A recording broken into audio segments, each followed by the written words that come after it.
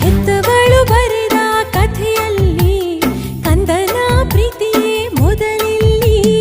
ಹಾರಾರಿರಾರೋ ಹಾಡು ಪ್ರೀತಿಗೆ ಮೊದಲ ಹಾಡು.